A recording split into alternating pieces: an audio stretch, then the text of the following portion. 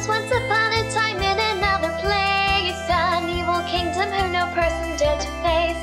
And the ruler was a girl so mean, a tiny little princess of only age 14. So much furniture littered her abode, her loyal servant whose likeness surely showed. Josephine was what her horse was named, all the riches of the world is what she had claimed. If you're short on money, that's no fearful thing, just take it from those who you dangle on a string.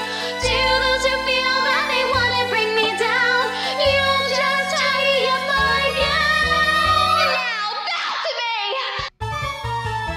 Evil flowers steadily bloom with an airy and colorful tune. But the leaves will feel that they want to stay, they'll just die and feed me the same anyway. The princess held a love for a man of blue who wasn't very much her fan.